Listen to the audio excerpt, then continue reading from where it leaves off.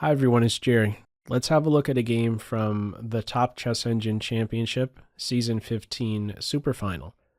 So this was a 100 game match between Leela Chess Zero and Stockfish.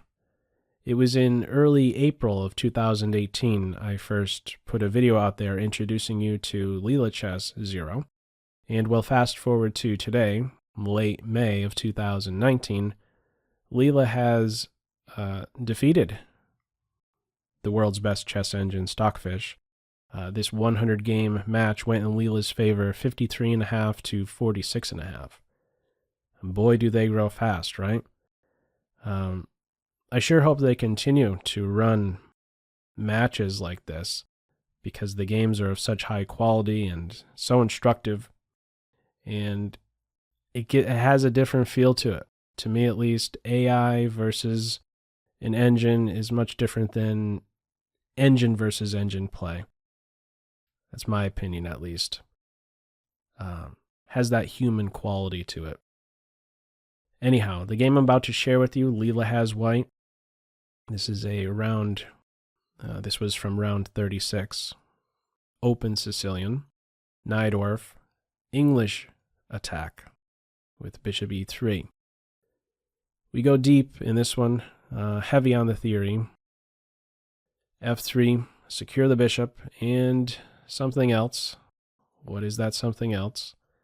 We have opposite sides castling. That something else is to launch the g-pawn, question the knight, who is now committed to the king side. Now, most popular at this stage is to get your king off of the half-open file, but first it's rook g1. King b1 happens next, and I don't know that there's really any great difference between the move orders here. I must admit that whenever I have seen rook g1, I've kind of only ever said to myself, well, you're there to reinforce g5 in case the bishop's not around. The rook is there to support it, and once you move the h-pawn, if you want to get the h-pawn contributing, knight g3 isn't hitting anymore because the rook is there controlling g3. Beyond that, I really didn't think much more about rook g1. After viewing this game, Leela gives me something more to think about. We'll see what that is soon enough. First, knight d7, king's tucked away, and b5. One of the moments I want to draw some attention to is this moment right here. Right now, the knight on b3 isn't such a great piece. Consider the forward moves. None of them are good. Once b5 is in, however, this knight's eyes widen. It will soon go from a 0 to a hero. It will become a beast in a blink. Now, we'll see how that takes shape, but I want to draw some attention to a position where the b-pawn says, I want to stay home. This is another variation. Knight b6. How can this knight become activated? f4. So again, I just want to show you a difference. Pawn still home versus the pawn on b5. This is how white can proceed. This is how white can allow the knight to have a nice forward move. Try and deflect the pawn on e5. And this pawn basically has to go. Otherwise, it will be pushed right down black's throat, hitting with tempi along the way. And there you go. The d4 square is available for the knight, and maybe even an additional forward move of f5. This is a way to activate the knight on b3. In this game, it's activated in a different way. It's now eyeing up the c6 square. A big gap is left behind with b5. One of the reasons you might want to play b5, first of all, is give the knight a kick, maybe the other knight a kick, or even start to coordinate on c4. What follows is knight d5, jumping into one of the gaps in black's position, d5 as a whole, c6 as a whole. The knight is intolerable. White has to take with the pawn. Queen has a responsibility. Knight b6, knight a4. Now, some of you playing as white at this stage may not play knight to a5 because you're seeing a tactic. And Well, can you spot what tactic black has available here? It's a way to win a pawn. Black to move, what would you do? Okay, here we go. The way to win a pawn is to take on d5. First of all, the move played in the game is g6. But black can maybe win a pawn like this, right? Taking on d5, and then taking on a5. Should you be happy playing as black here? No. Why? Well, because of this very nice follow-up move, bishop c4. It's not winning, but it is now a huge piece in the position. It would be a huge piece in the position. It's a really star move, by the way, isn't it? Can't take because you drop the queen. Can't take with the pawn because you lose the queen. You can't take with the rook because you would lose the rook. And you have to crawl up into a ball. How sad it is, right? You have to go back to f8 just to fight off this threat. So this bishop is really now the star piece in this game. Offense, defense. What more do you want from this piece? Well worth the pawn investment. It is not a good idea to grab the pawn. g6 in the game. And what was that other thing I learned about this rook g1 move? Well, we have this rook lift. Now, this is a bit counterintuitive, this next idea. For me, at least. You ready? c4. Now, why is this... why does this kind of rub me the wrong way? c4. Why is white welcome to opening files towards their king? In this opposite side's castle position, normally you shouldn't be welcome to this. One thing to know here, the knight on b6 is a very good piece. One might say, well, let's get rid of it. No. The bishop on e3 has an important responsibility. Fight off the knight from h5. Make sure that the knight that's on the edge stays on the edge. So this bishop needs to stick around controlling f4. With c4, this is breaking down the light squares. This is white's unopposed bishop. Generally speaking, white should be welcome to more pawn exchanges. So this is, on one hand, normally you don't want to open files towards your king. But on the other hand, playing as white here, you are welcome to creating more pawn exchanges, especially if you're breaking down black pawns that are controlling your unopposed bishop. c4 does just that, and c4 is eventually trading off black's really strong knight. Bishop takes knight, rook takes, and the knight on a5, a monster, getting to c6. Forcing the rook back home. It has to go back home. It really does. Any forward move? Ouch. That hurts, right? Knight takes the bishop with check, and then you win the rook. So the rook has to go to a8, keeping the rook defended because the queen already has a responsibility. From here, queen g2, queen g4. Can't black just take the queen? And white has double isolated pawns. That's terrible. Or is it? Black doesn't exchange queens here. It's declined. Why not take the queen? Because this knight's going to have a rough time doing anything. Fianchettoed knight, who is now boxed out by white pawns. He's having a tough day. And what about the bishop? Okay. This is not a good decision for black to exchange queens. This is just gone. Not good at all. I'm already at +2 for white. Okay, so queen e8. a4. White controls this whole position. The center, the king side, space. And with a4, white wants some more. White wants to control the queen side as well. f5. White is valuing the g-pawn much more than this f-pawn. Controlling f6 means that this knight will not be able to make use of f6. It would be a really nice square for the knight, so the queen backs off. Queen d7, king a2. This is the start of a king walk up the queenside. In this middle game position, still a lot of traffic around. Both queens, knight, bishop, both sets of rooks. Yeah, let's not forget that white has a majority on the queen side, 2-1. The majority that black has is in the center, but it's tough to get this center rolling, right? You give up some squares. You move the e-pawn. First of all, it's just going to be lost. And second of all, you're giving up new squares. The bishop, the knight, the rook, a lot of white pieces can make use of d4. Okay, not so easy to move these center pawns for black. So rook to e8, rook b4. One of them advances. This creates a gap now on e4. From here, queen to f5, a5, space on the king side, center, queen side.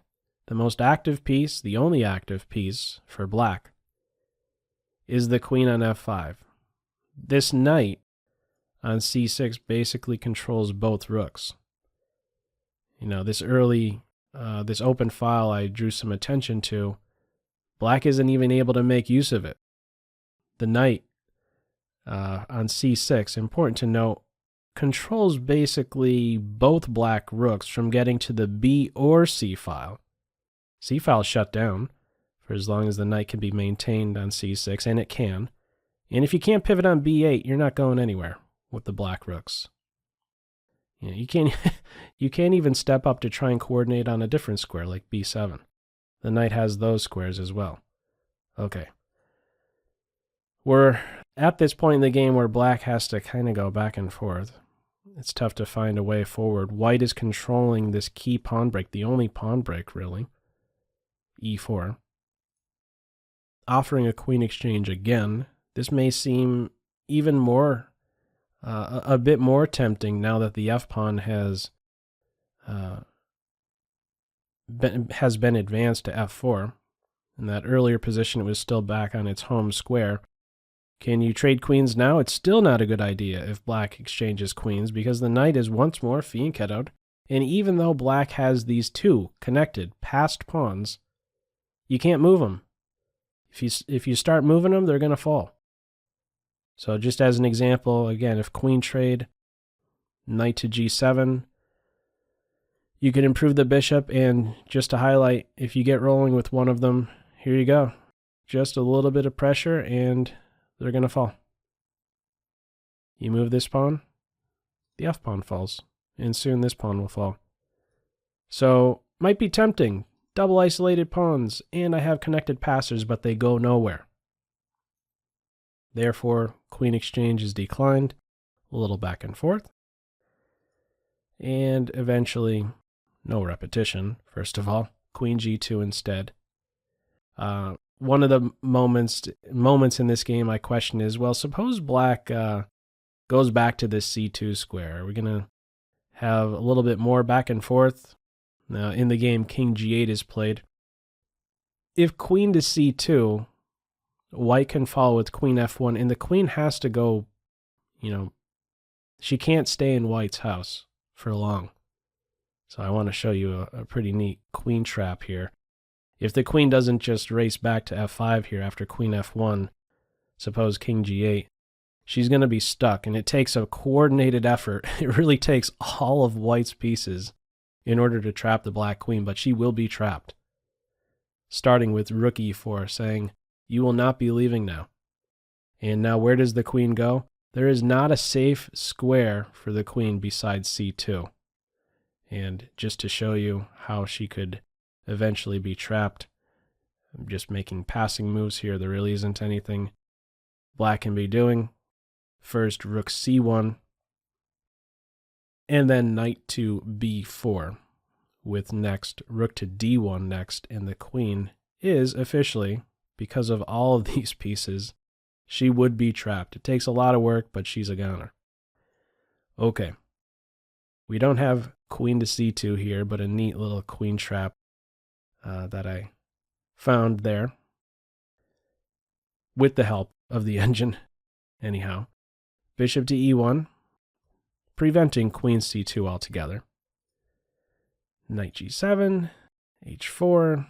The king is now marching up the queen side here. b3. This bishop is prepared to offset the knight. It will soon relocate to f5, and it will be a perfect piece to neutralize the knight on f5. Right now, it's the black queen who's trying to find activity. It's the knight next who will try to do something, but it will be under control by the bishop. And the knight jumps in to d4 at this stage. And the engine, I'm using Stockfish right here. Stockfish is suggesting get rid of that knight. It's too good. That's not what happens in the game. White simply works around that knight for the moment. Puts the queen on just an amazing square. e4. Cannot be challenged. And just says, I know you have one good piece, but I'm okay with that. Maybe I'll take this knight at a later stage. You see, taking the knight here, the suggestion is to take with the bishop. It will open up the bishop's eyes, the rook's eyes. White wants some control with queen e4. I'll work around the one piece, but make sure your bishop and rook will simply stare at the pawn. Not my side of the board. Okay, what follows is queen f7, rook c1, more shuffling here by black, and knight b5 follows. If black continues to shuffle, doesn't play, let's say, knight b5 here, how white could make some forward progress is with rook b6 and maybe start to target the pawn on a6. Okay, in this game it's knight b5 and an exchange sacrifice. Rook takes knight. This is now a passed pawn, well supported by this amazing knight who still controls the queen side. At least the queen side. Rook backs off. And now, this is one of the more tempting moves, in my opinion. You play b4 here, right? Control that pawn, and you say, I have a connected passed pawn. My knight's maybe free to do some other things, and we go from here. No. King b4. White wants more. White wants to win this pawn, and then say, I have two connected passed pawns that I will push to victory lane. Promotion rank. Awesome move. Kingwalk, and he's going to be picking up this b5 pawn. It cannot be defended. Just have to move the queen and attack it one more time, and it's a goner. Meanwhile, the bishop, what does it do? I mean, if we look piece by piece, pawn by pawn in this position, just on black's side, what moves does black have? The rooks are basically negated by the knight. Pawn can't move. No, no, no, no. What are you doing moving this pawn? What's the king doing? She might as well stay in the corner. Bishops, what are we going to do? The queen is the only piece that can maybe do something. So she's going to get a little bit of a workout from this point on. Ducking the queen exchange. Meanwhile, there's just one piece to try and control here. The queen. It's not enough. It's not coordinated with any other black piece. And the white king continues to march on the queen side. White is giving up a pawn on the king side, but the pawns continue to march. The checks are nothing. Rook a2, where are the follow-up checks?